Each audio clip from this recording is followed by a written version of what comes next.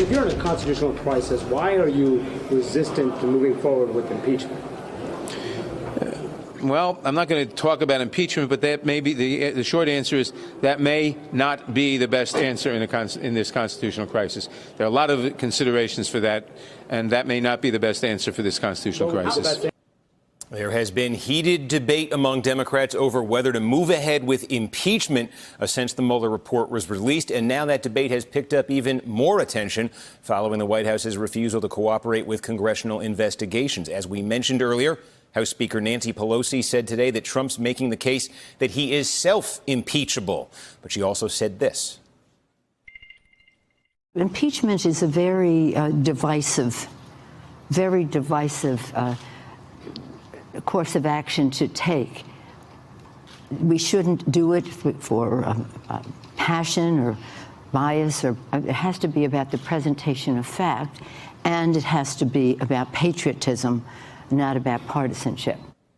And with us for more, Pulitzer Prize-winning author and historian Jon Meacham and Peter Baker is back with us. They are both co-authors of the recent book, Impeachment and American History. Thanks to you for sticking around, Peter. Jon, welcome to you. And let me start with you. And we heard Jerry Nadler today alluding to the fact that, in his view, there are other considerations potentially out there when it comes to the question of whether to move forward with impeachment. I think one might be what Nancy Pelosi was saying there about it being potentially divisive. Here's what Nadler said during the Clinton impeachment back in 1998. One of his arguments against it was, he said, we must not do this without an overwhelming consensus of the American people. There must never be a narrowly voted impeachment. When impeachment is supported by one of our major political parties and opposed by the other, such an impeachment will produce the divisiveness and bitterness in our politics for years to come and will call into question the very legitimacy of our political institutions.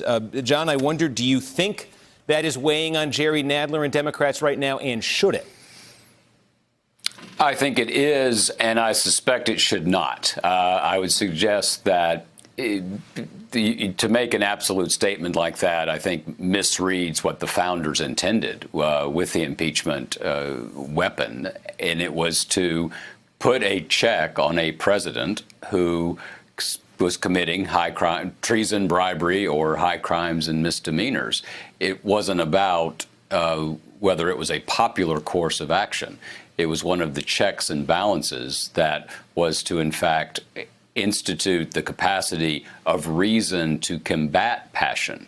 I would respectfully disagree with the Speaker of the House and with Congressman Nadler in saying that because something is partisan does not mean it's not patriotic. There is in theory, and I'm not being naive about this, in theory, there is arguably a higher constitutional duty on the part of the legislative branch to check and balance the executive, no matter whether or not it would be broadly popular in the public. Again, this sounds very highbrow, and I'm not in Congress, and I don't have to face the voters, and I understand all of that.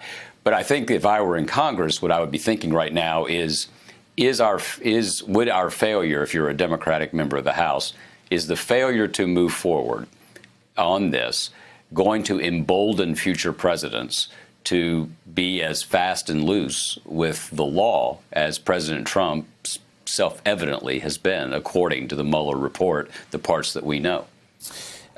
Peter, one of the arguments that I've heard some Democrats make in terms of continuing with these investigations is if you continue with them, perhaps public opinion changes, perhaps more comes to light, perhaps then there is a broader base of public support to draw on than any impeachment move. I wonder, do you think that's realistic, just given the sweep of what's happened in the last 2.5 years during this presidency, all of the major dramas that have sort of erupted, and the fact that public opinion to date has moved so little in either direction?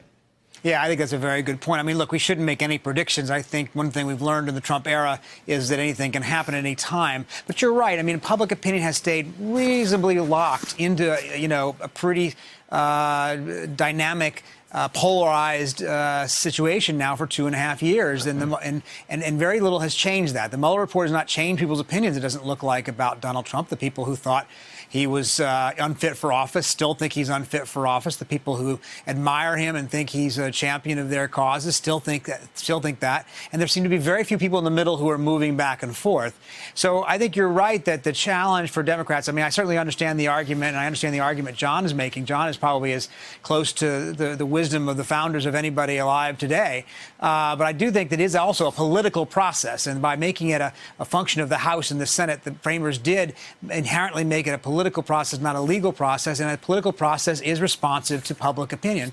And you're right. I don't know what would change it at this point. I don't know how that would shift. Right now, we've seen the Republican Party become more supportive of Donald Trump over the last 2.5 years rather than less supportive. Right? And so I don't see where those 20 Republican senators come from in the Senate necessary to get the 2/3 vote you would need to convict. That's an interesting point you raised, John. I'm curious to ask you about that. This is in the people's house. The power to initiate impeachment is in the people's house.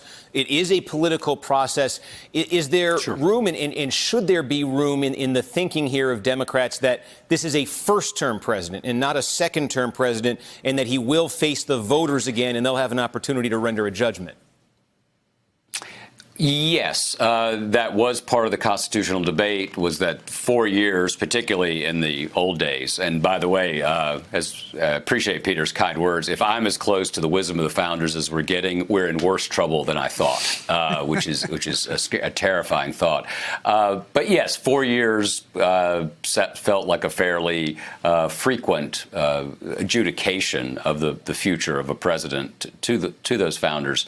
One of the things I think is really interesting here is and of course Peter covered it and has written a book about it, the Clinton impeachment and the Andrew Johnson impeachment, which I wrote about for this book.